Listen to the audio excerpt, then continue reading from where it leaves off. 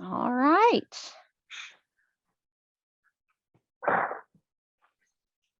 We are live. We're already getting some people coming on. Awesome. Good morning. Good morning. Oh, it's Sue.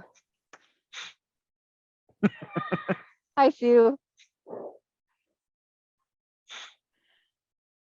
Good morning, everybody. Thank you for coming on to our program. Good morning.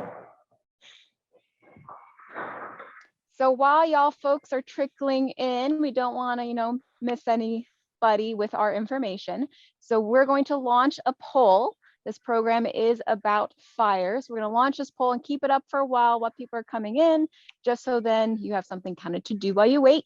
And I'm also going to turn my camera around so you can kind of get a nice look at the park while we do this.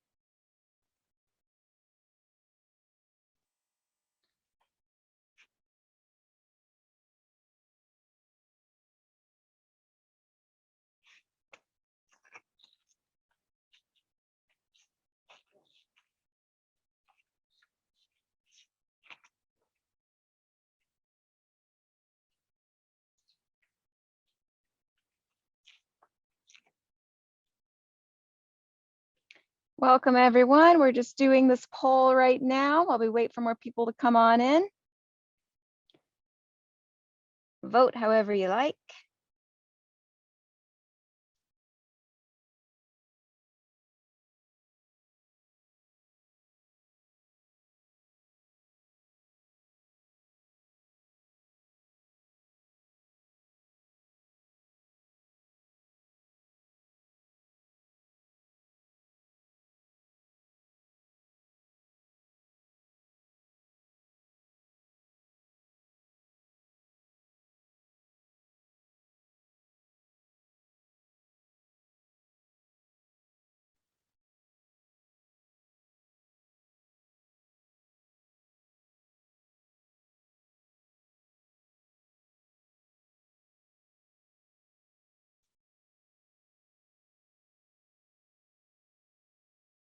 And we'll probably get started in maybe 2 or so more minutes.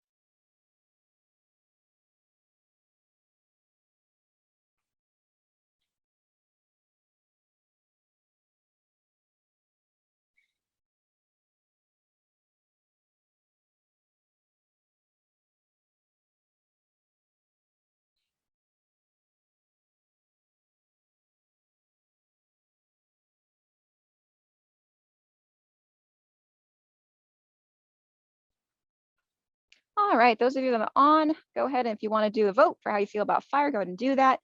And then we will get started in just a moment, and we'll also share the results of the poll.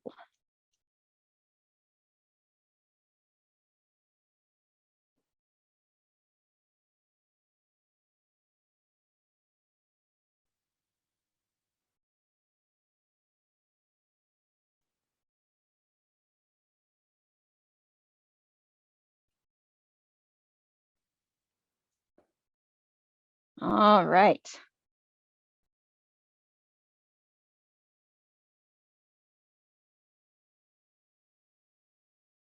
Got a couple more people of a sudden. Please feel free to vote on this poll, and we're going to end it. I'm going to end it, I should say, in about 30 seconds. If you want to vote, feel free to vote.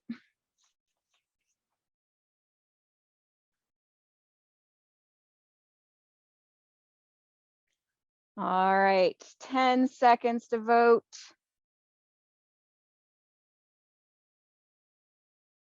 And I'm ending the poll. And let's share the results. So it looks like a majority of you say it depends for how you feel about fire. And honestly, that's going to be what we cover today. Fire, it really depends a whole lot.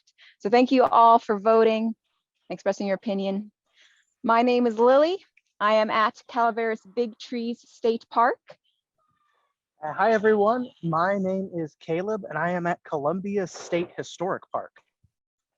And today we're covering fire overall. And yes, I did ask a very broad question of you because that's the point. Fire encompasses so many things. And it's just a good startup question to kind of get a feel for what y'all already think about fire. Now, we told you that we are at Calaveras Big Tree State Park and Columbia State Historic Park. But all that tells you is that we're within the state of California. Not terribly helpful if you don't know, where exactly those two parks are. So I pulled up a Google map that shows you all where we are. So I'm going to go ahead and share my screen here and show you that. So this little heart right here, you can kind of just see once it comes up on your screen, that says Calaveras Big Tree State Park. It's got a little heart there because, well, I work here and I do really enjoy this park.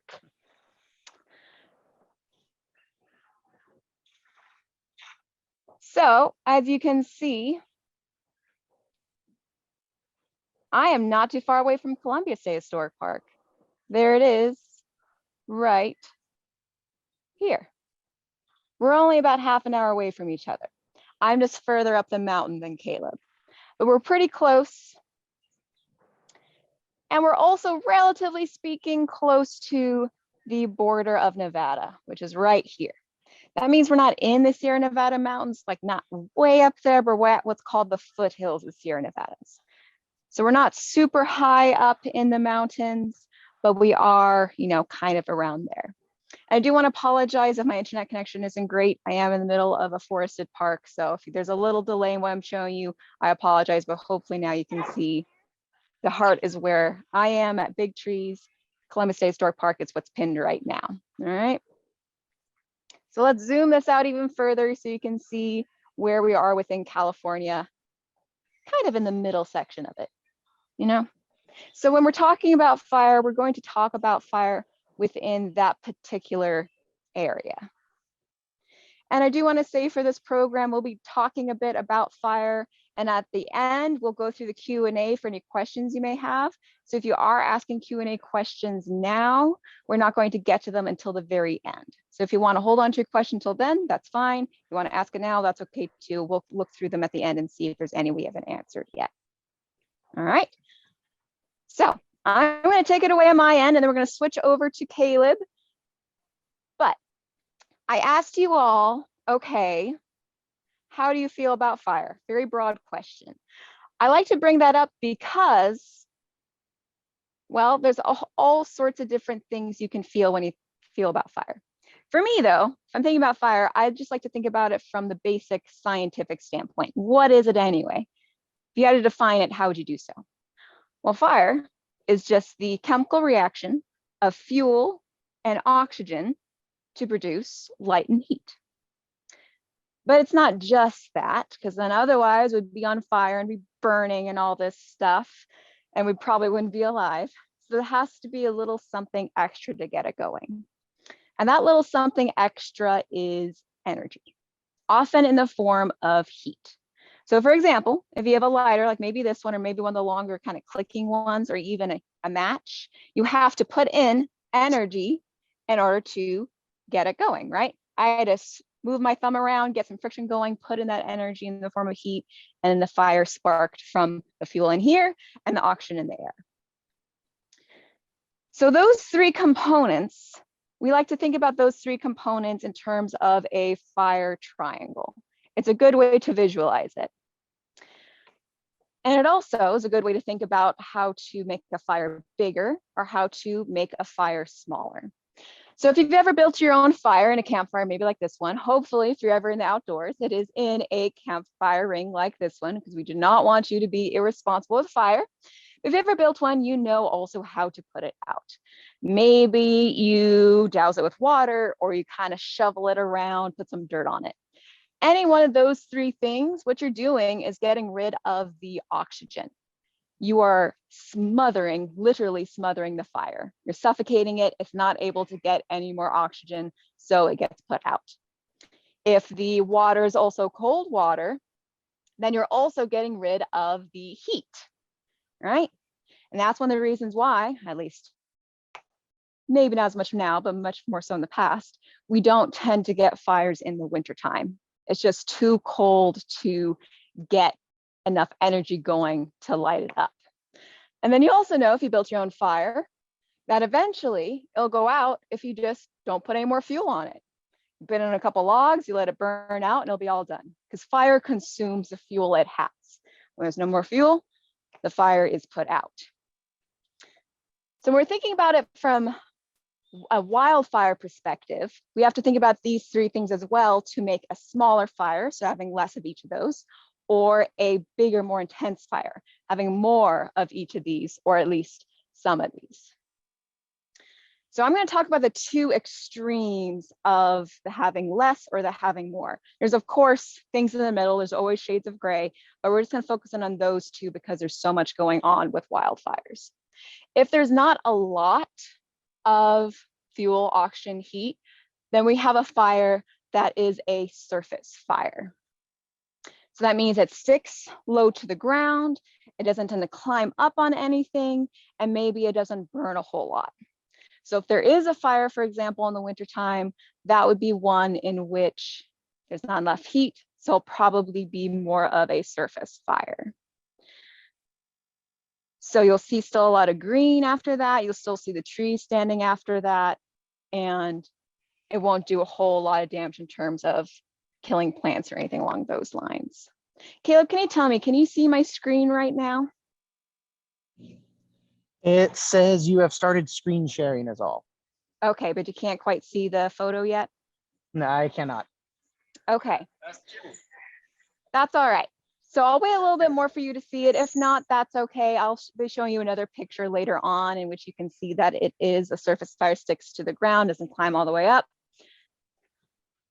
It looks like somebody in QA says that they can see your photo. Okay.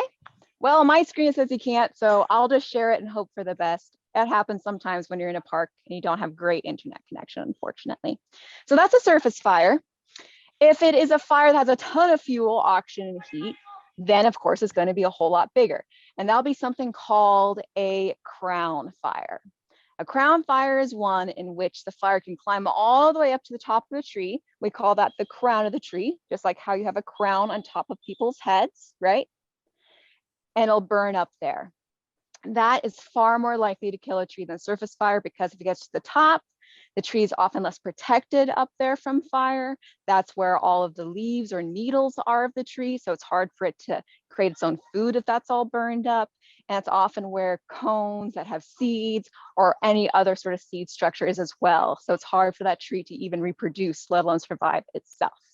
So those are the ones that maybe every once in a while having one of those is not too bad, but if they're constant, that can be a real big problem because that can utterly destroy forests. And also, those are the ones that are often more threatening to us as well. So we're going to do a little bit of a quiz now. I'm going to turn off my camera and walk over to two different spots. And I want you all, after looking at those two spots, determine which one you think is more likely to burn. And you kind of think of it instinctually, but I especially want you to think about it in terms of what I just talked about, those three components of the fire triangle.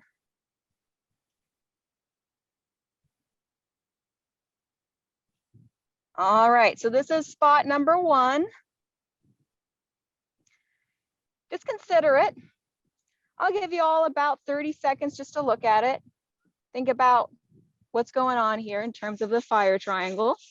And then I'm going to turn off my camera again and move you over to spot number 2.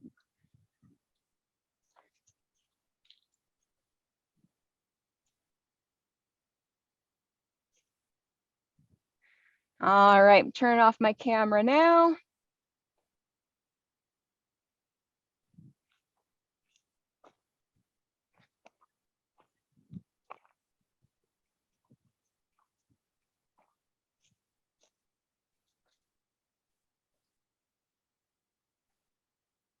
All right, so look in between these 2 locations. Give you 30 seconds again just to look at this one, consider if you think it would burn. And then I'm going to launch a poll for you all to vote for which one you think is maybe more likely to burn. And then we'll talk about why or why not.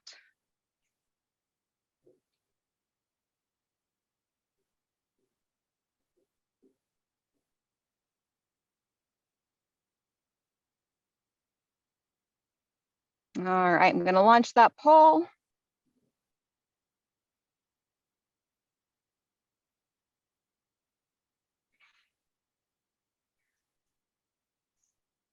So spot number 1 or spot number 2?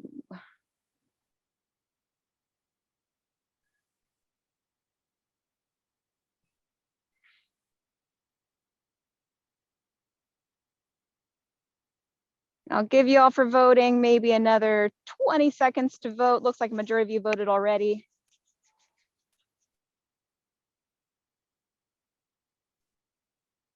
All right, 10 more seconds to vote.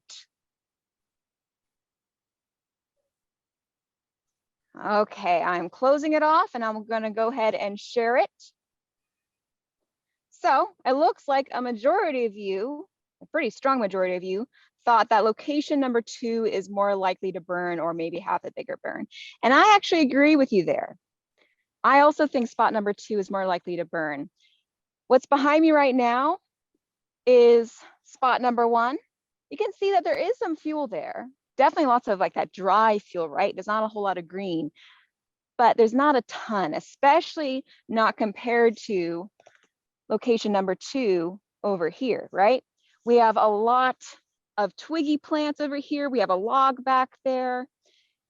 And this one's actually more likely to burn and maybe have a bigger burn because of something I haven't mentioned yet. And those are ladder fuels. This right here, these plants, they're quite beautiful. They are called dogwood and they are supposed to be here, but they're growing pretty high up and there's a whole lot of them. Because they're growing up and they're right next to each other, that means that they can act as a ladder for a fire to climb up to the tops of trees. So the more kind of variety and density you have of the different shapes and heights of trees and other plants, more likely it is that they're going to be ladder fuels that contribute to a bigger, more intense fire. And those are the kinds of fires that we've been having a lot recently in California, these really big, intense crown fires that are killing more trees and threatening us a whole lot more too. Now, this didn't used to be the case. This forest, and specifically, right, not necessarily all California, but this forest used to have a burn every 7 to 12 years. That's pretty frequently. This particular location actually hasn't had a burn in about 100 years. So it's been very different recently. Now, this 7 to 12 year burn is a natural cycle, both from lightning, but also at least partially due to Native American prescribed burns, also called culture burns. Now, these are acts done across all the United States by all different tribes, and they've done it for different reasons. Maybe they burn an area because they want the plants that like a fire to grow afterward.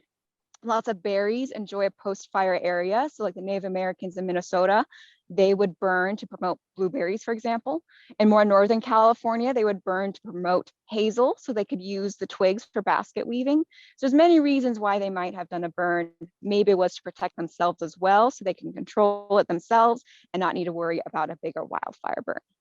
As I said, this particular location has been burned recently, and that's different. And one of the reasons why this is not as it used to be is because of new settlers that came to this area because of the gold rush.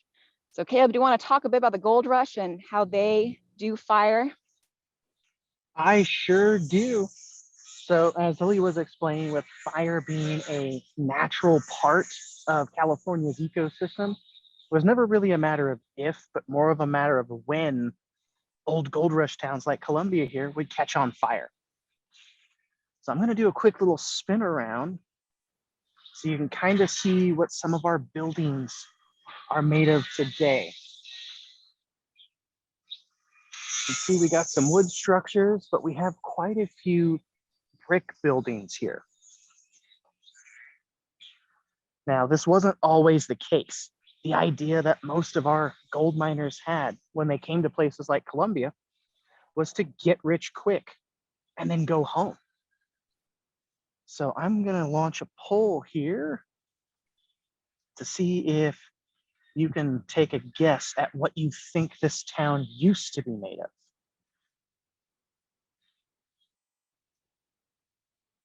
And Lillie, if you don't mind launching that poll for me. Absolutely.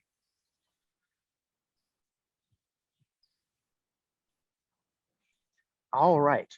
So go ahead and vote on what we think the original material that Colombia was made of here. And remember, this area was just meant for people to come here, get rich quick, and go home.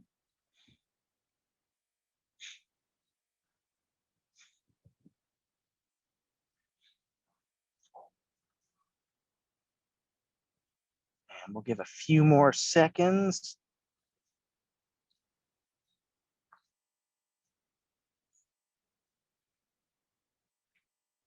All right, everyone, 10 more seconds, and then we will publish the results.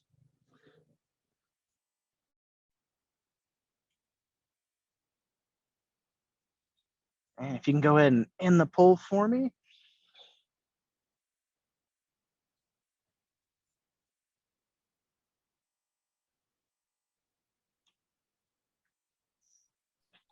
All right, we're ending it and showing the results. Awesome. So we have 100% of people that said wood and canvas.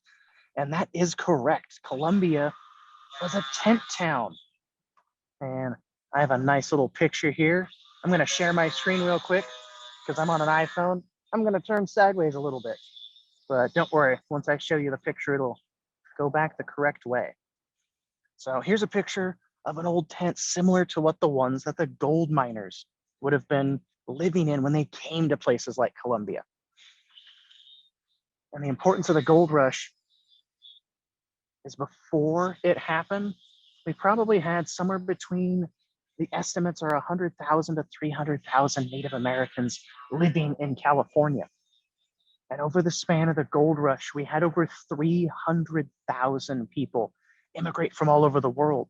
So areas that were sparsely populated just exploded. They had boom towns of miners coming here trying to seek their fortune. And they would build it out of wooden canvas. And at our peak here in Colombia, we were somewhere around 25,000 people. And we had about 140 different buildings. So when fire came, and there were little tiny fires before we had two major ones. And as a result of these tiny fires, there was a city ordinance passed to have a bucket in every business. Think of it like a 1800s fire extinguisher. And we jump forward to the year 1854 now. The gold rush is at its peak, especially here in Colombia. It's a huge town. And on a hot July night, kind of like today's going to be nice and warm and hot, somebody either knocked over a candle, a lantern, or maybe accidentally knocked over the pan on their cooking fire. It set the entire town on fire. Everything burnt to the ground. And I have a little drawing of that fire. It's something the Stockton newspaper called the Great Conflagration of Colombia. And this, just to give you an idea, I'm going to show you this picture of Colombia first that's not on fire so you can get a sense of just how large this little city was. And now here's the picture of it on fire in 1854. This fire caused a couple $1 million worth of damage. Thankfully, nobody was killed. I'm going to zoom in just so you can get an idea. of this artist drawing right here and all the people outside of the town. And at that point, they only had a bucket brigade, and it was not able to put out this fire.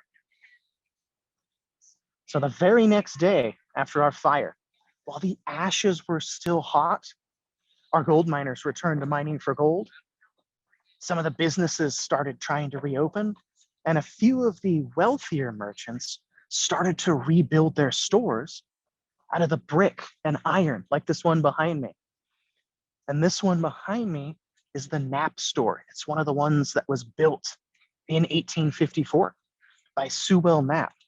He was a little upset that he had lost all of his products. So he rebuilt out of brick that they made here in Colombia and the iron doors. The idea, brick doesn't burn as easy as wooden canvas, and those iron doors, you can shut them to prevent fire from coming into your business here. So the town of Colombia rebuilt. Most of it was still wooden canvas. Now we fast forward to the year 1857, 3 years later. This time, on the south side of town, someone was cooking dinner on a hot August night. They accidentally knocked over their pan, spilled some hot grease onto their tent, and caught it on fire. Since the town was still packed together like it was earlier, the entire place burnt to the ground again, this time causing around $7 million worth of damage in their currency, and it killed 4 people. When a store, they weren't able to shut their iron doors before an ember floated in and landed on the gunpowder storage in the middle of the store. And there was only a few buildings that actually survived that fire. One of them is the Knapp store behind me here. And that was because of Mr. Knapp's ingenuity. The roofs were still made of wood. So Mr. Knapp had the foresight to carry some big barrels of vinegar on top of the roof here. And when embers started landing on his roof, he broke those barrels of vinegar and put out the embers, saving his business. And the town of Colombia tried to use the bucket brigade again, but it was not adequate. And I'm going to kind of show everybody why. I have a bucket here, and mine's kind of leaky. That's what you would have had back then, possibly. There's may have been wood, but a bucket brigade, everybody's going to form a big line, and they're in a hurry. You're trying to pass this along. So as you're moving this along, you can see from my leaky bucket moving it, water's going to spill out. And when the whole town's on fire, this just isn't enough water to rob the fire of the oxygen. So it's going to keep burning. And that's what happened to Colombia here. So after these fires, the town of Colombia finally realized it's not a matter of if, it's a matter of when we're going to get another fire. We need to do something about that. So what we're going to do is take a quick walk over to our fire station. And that was the solution that Colombia came up with. We didn't have a proper fire department.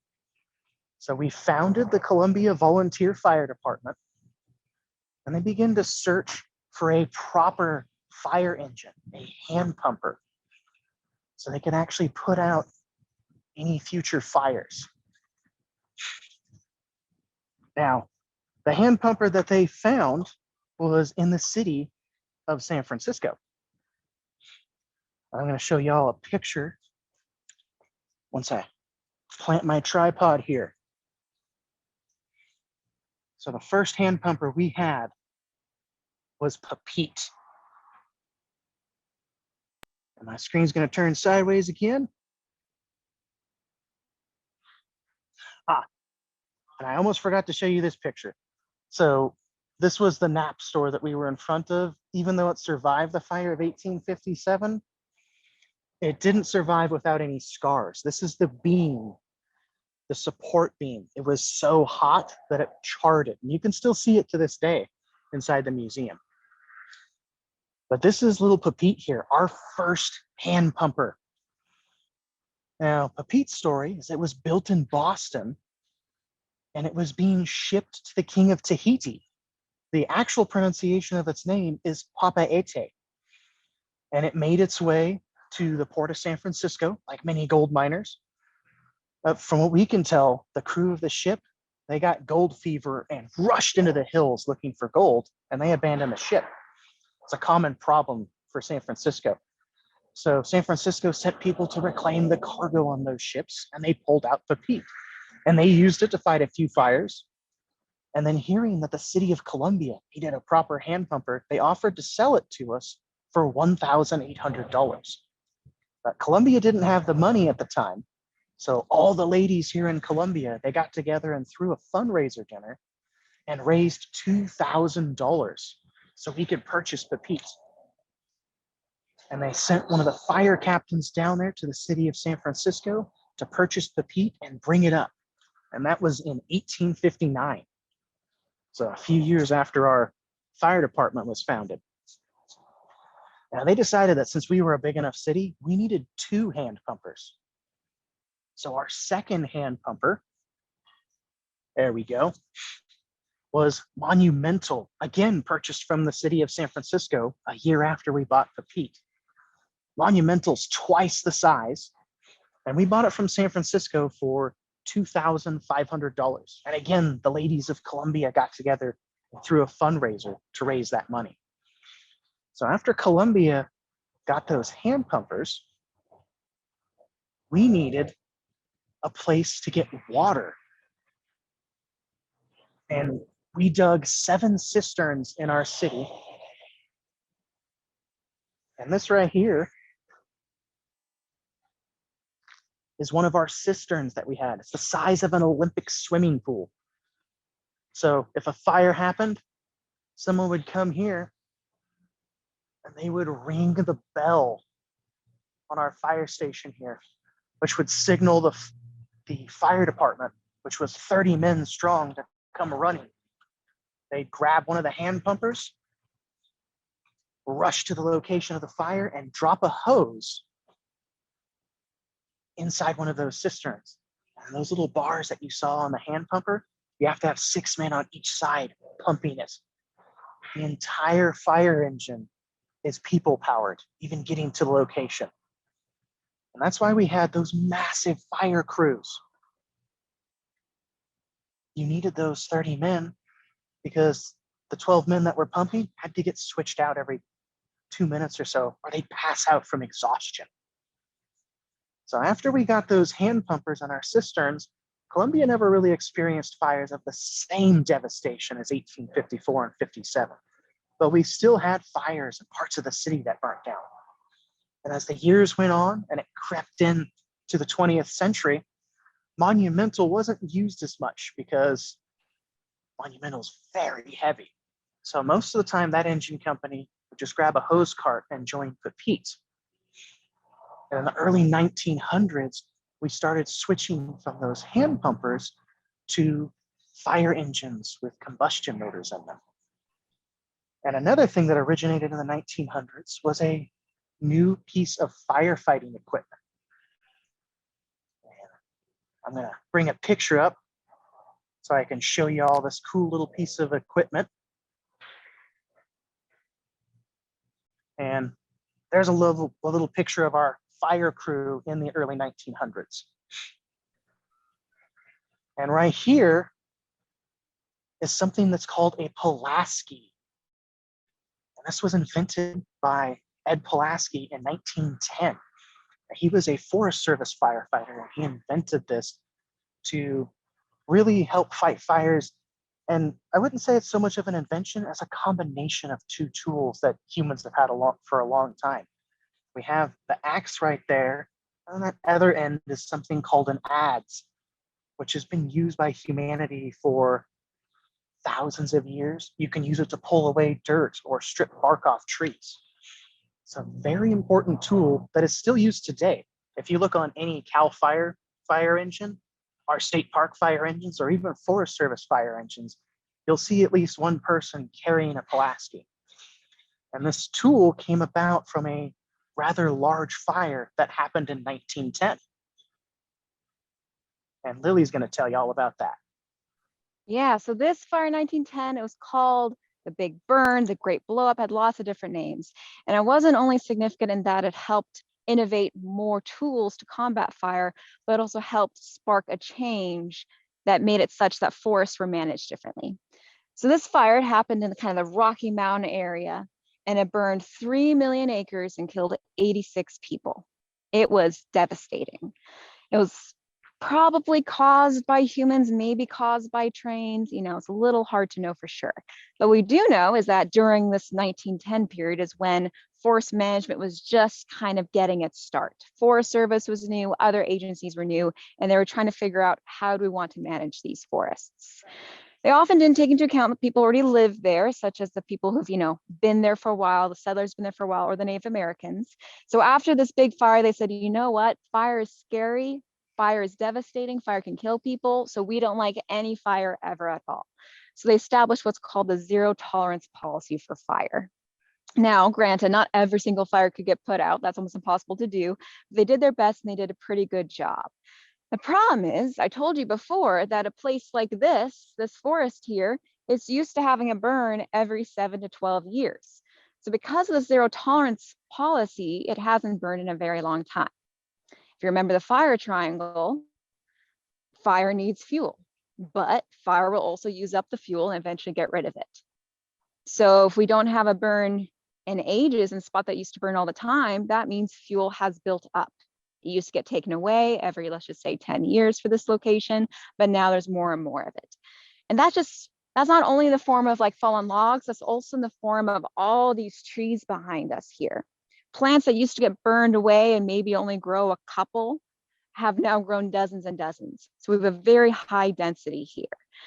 And that means, ironically enough, because fire suppressed, fire is now more extreme. We have more fuel in this location, we have more ladder fuel, and the plants are actually overall a little bit weaker because they're fighting with more other plants for resources like water. We're in and out of drought, so that kind of fits with being an issue. But water, sun, soil space, all those things. So the really catastrophic fires we're having now is partially because of the practices of zero tolerance fire policy. But this is not only bad, unfortunately, for the forest, but also isn't helpful for the giant sequoia, which is this lovely tree behind me right here. This park is called Calaveras Big Tree State Park because we have these giant sequoias.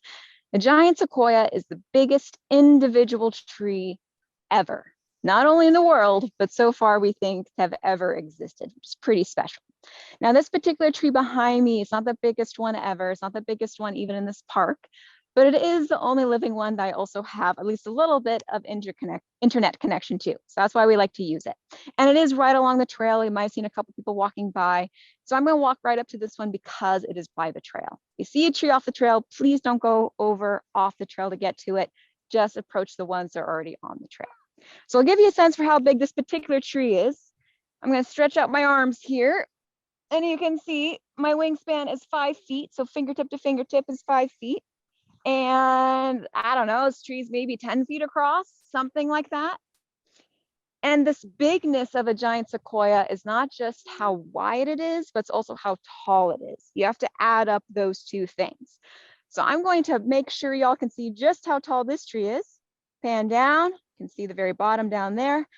Now let's go all the way up to the top.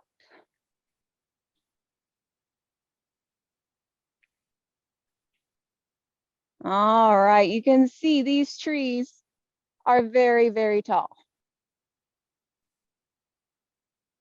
But not every single one of them is going to grow this tall, and not every single one of them is even going to survive to get to maturity, if you want to call it anyway. And that's partially because of their strategy. They have itty bitty little seeds. Each one of these little things right here looks like a little oatmeal flake. That is one giant sequoia seed. They start out super small. Part of it is that they want to be lightweight enough to catch the wind and get carried away and disperse that way. So that's one of the reasons why they're so small. But because they're so small, they also aren't really guaranteed to survive. So giant sequoias can have over 200 of these seeds, or up to, I should say, 200 of these seeds in every cone, which looks like this.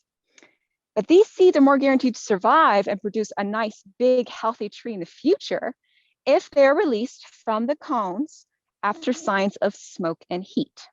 So after signs of fire.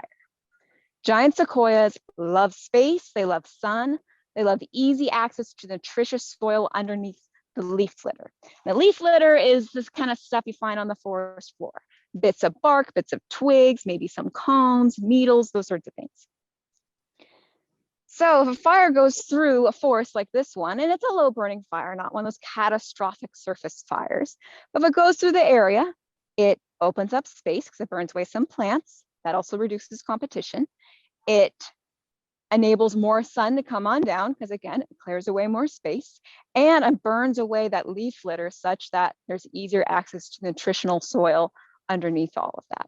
So giant sequoias know, hey, I'll do best. My offspring will do their best if they can land in an area post-fire. So having this fire suppression and other sort of forestry management techniques has meant that we don't have a lot of those kind of teenage giant sequoias because the suppression's been happening for a very long time. So that's a little bit of an issue, besides the fact that we are also more likely to have the bigger, more catastrophic fires. But we're working on it.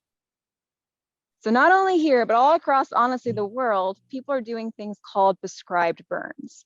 And these are burns that we go in and we do it ourselves. And they're called prescribed because it's just like when a doctor prescribes you medicine. You're not supposed to take it whenever. You're supposed to do it a very certain way. You're supposed to take it when you're feeling a certain way, at a certain dosage, at a certain time, every, blah hours. So when we do a prescribed burns, our fire crews are checking, okay, how hot is it? How much water is around? How much fuel is around? And they're only burning under those specific conditions. And sometimes actually like this burn we did just a few months ago, it was actually so wet they couldn't burn as much as they wanted to. But we would rather have that than the opposite. So we're trying to do more and more of these prescribed burns to get rid of the fuels to help make sure we don't have the really huge catastrophic fires that start whether by accident by person, which unfortunately most of them are caused by that, or by lightning. But we also want to make sure these wonderful giant sequoias have a better leg up and a better head start that we haven't been giving them for quite some time. So doing prescribed burns and kind of understanding more about fire, it doesn't only help the forest, it can also help, the people that live pretty nearby the forest. That's right. And by taking care of our forests, we're also taking care of all of our cities and towns because we're helping protect them, especially as these cities and towns that we have creep ever closer to these forests. So it's really up to us to properly manage and protect the forest so we can protect it and ourselves. And we want to thank everyone for coming to the program today. And if you enjoyed this program, I'm going to show everybody our little Ports website. So if you are a teacher or if you have friends or family who are teachers who you think would be interested in seeing more of our programs, you can head over to ports-ca.us and you can click on demand programs. And you can either look on a map or there's a little drop down menu for each and every park that does ports programs. And I believe there's somewhere around 50 of us. So you can explore the entire state of California from the comfort of your home or your classroom. And for our park's individual school programs that are in person, because both Big Trees and Columbia have those, for Calaveras Big Trees, head over to bigtrees.org. I have to reorient my phone so I can get the little drop-down menu here.